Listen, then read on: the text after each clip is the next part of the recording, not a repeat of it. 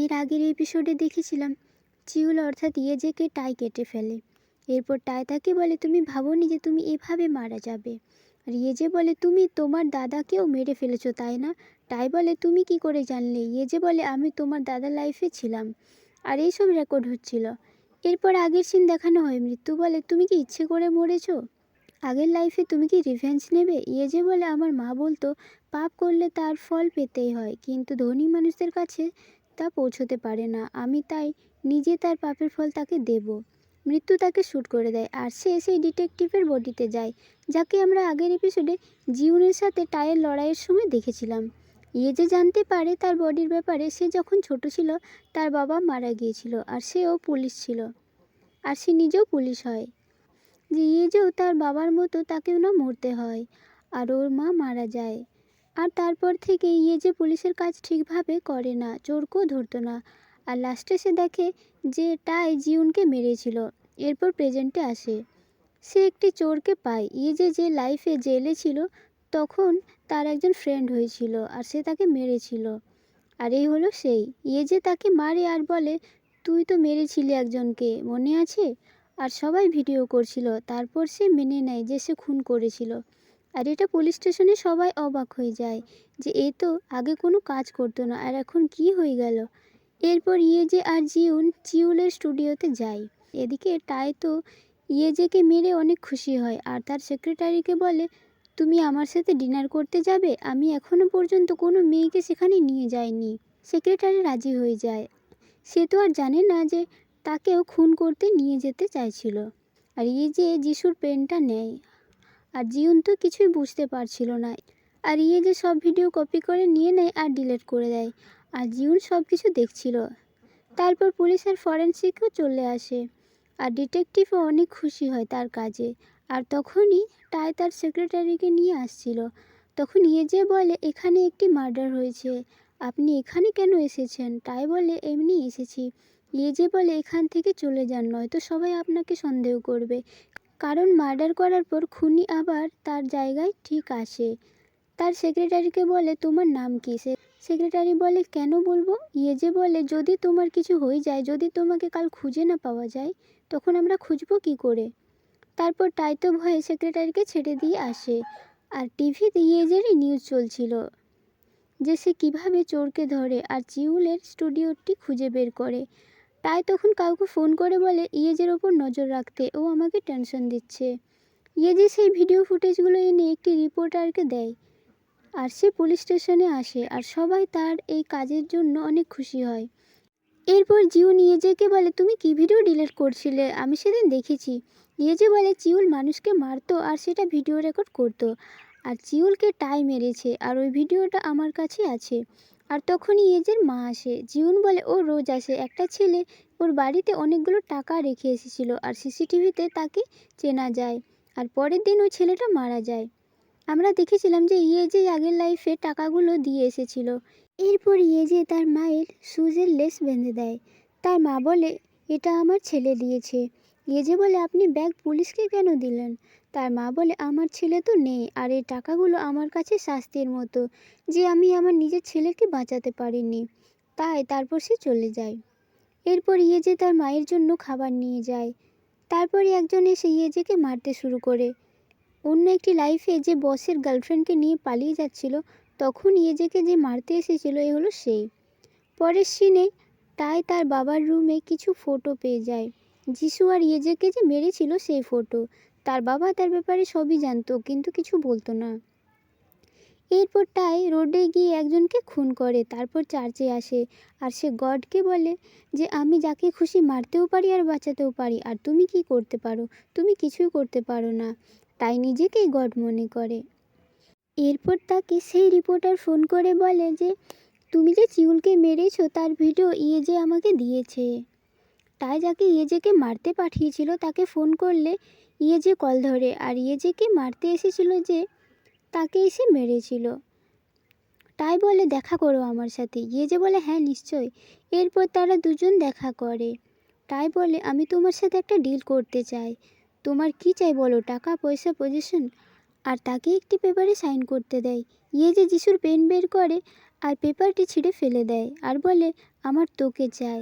তাই বলে তুমি এটা ভালো করছো না, তুমি তোমার জায়গা ভুলে যাচ্ছ। এরপর ইয়েজে বলে পরে দেখা হবে আর চলে যায়। আর সবাই টিভিতে দেখে তাই মিডিয়ার সামনে বলে হ্যাঁ আমি চিউলকে মেরেছি, কারণ সে আমাকে মারার জন্য নিয়ে গিয়েছিল, নিজেকে বাঁচানোর জন্য আমাকে তাকে মারতে হয়েছে, এটা কি ভুল? আর সিসিটিভি ফুটেজে দেখানো হয় চিউল টাইকে কীভাবে বেঁধে নিয়ে এসেছিল। আর পরের ভিডিওটা দেখানো হয় না। আর টাইয়ের কিছু হয় না, যে সে তো সেলফ ডিফেন্সের জন্য মেরেছে। এরপর ইয়েজের সিনিয়র এসে ইয়েজেকে অনেক বকা দেয় আর তাকে কাজ থেকে বের করে দেয়। আর টাই তাকে বলে আমি তোকে ছাড়বো না, দেখে নিস। এরপর ইয়েজেকে কিছু গুন্ডা তুলে নিয়ে যায়।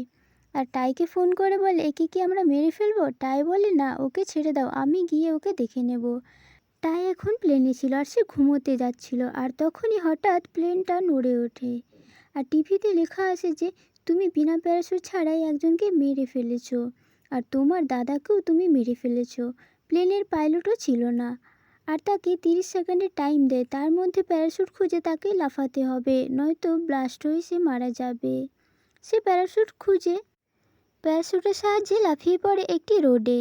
আর তখনই একটি কার আসে আর তাকে ধাক্কা মারে, আর কার থেকে বেরিয়ে আসে ইয়েজে। এরপর 1 সপ্তাহ আগের ঘটনা দেখানো হয় মিডিয়ার সামনে। টাই যা বলেছিল ইয়েজে তখন বলে আমি যা চাইছিলাম সেভাবেই অ্যাক্টিং করছে টাই। আর যে লাইফে ইয়েজে ক্রিমিনাল ছিল আর গার্লফ্রেন্ড আর টাকা নিয়ে পালিয়েছিল, সেই লাইফের তার বসের কাছে একটি ভিডিও ছিল টাইয়ের, আর সেটা ইয়েজে গিয়ে নিয়ে আসে।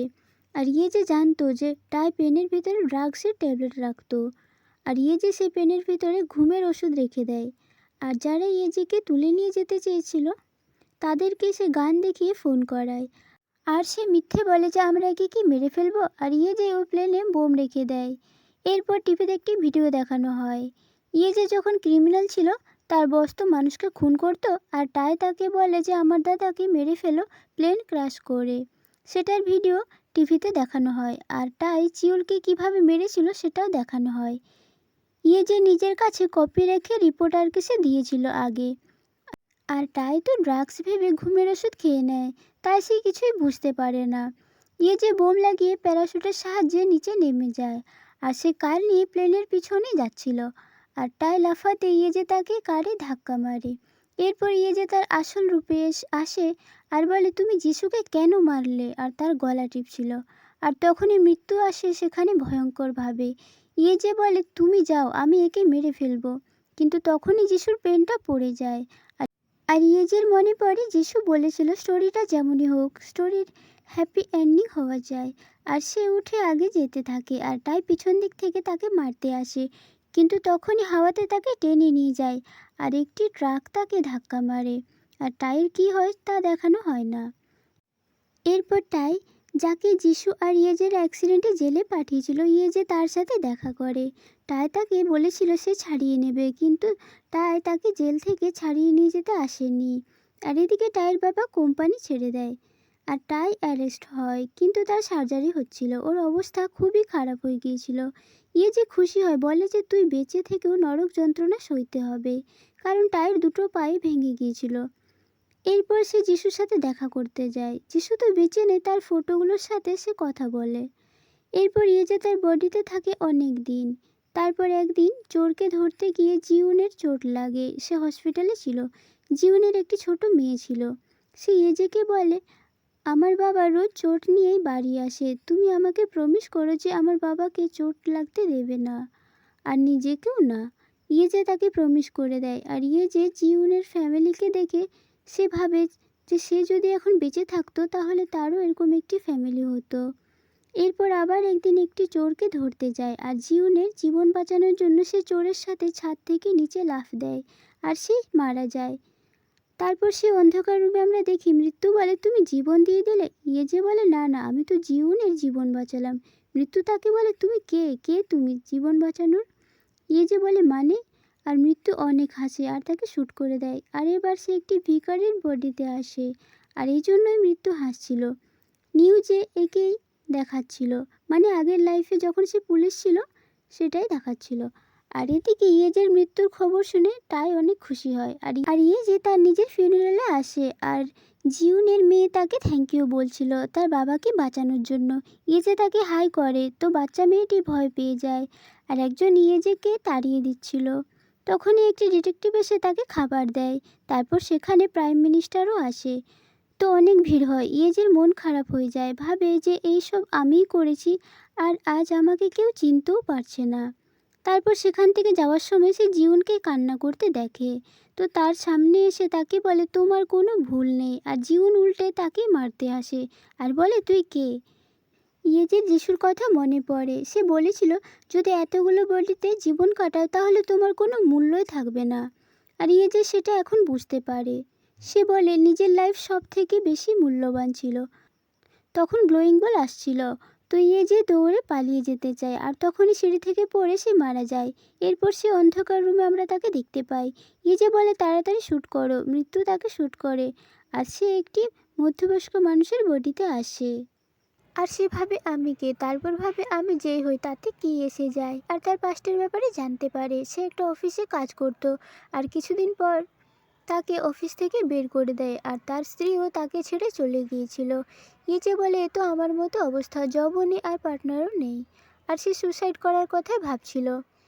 আর আগের সিন দেখানো হয় যেখানে ইয়েজে জবের জন্য ইন্টারভিউ দিতে যাচ্ছিল আর ইয়েজে রোডে দৌড়ে যায় আর টাই কারে তাকে ধাক্কা মারে। সেই লোকটি ইয়েজে নিজেই ছিল। আর টাইয়ের সামনে মৃত্যু এসে দাঁড়ায় আর ইয়েজে মৃত্যুকে বলে হেল্প করতে। তো টাই ভেবে নেয় সে তাকে বলছে বাঁচাতে। আর টাই সেই থেকে সাইকোপ্যাথ হয়ে যায়। এরপর সে অন্ধকার রুমে মৃত্যু বলে তুমি নিজেকে মেরে দিলে। ইয়েজে বলে তাড়াতাড়ি শ্যুট করো, আমি তাড়াতাড়ি মারা গিয়ে নরকে যাব। মৃত্যু বলে তুমি আগের লাইফে আর মরতেই পারবে না। এরপর মৃত্যু তাকে শ্যুট করে আর সে তার নিজের মায়ের বডিতে পৌঁছে যায়। তারপর গ্লোয়িং বল আসে আর তার পাস্টের ব্যাপারে জানতে পারে।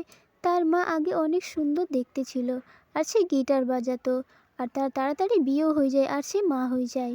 আর তারা মাউন্টেনে ঘুরতে যেত, কিন্তু তারপরে তার বাবা মারা যায়। এরপর একদিন ইয়েজের হঠাৎ শরীর খারাপ হয়ে যায়। তার মা তাকে কাঁধে তুলে নিয়ে হসপিটাল নিয়ে গিয়েছিল।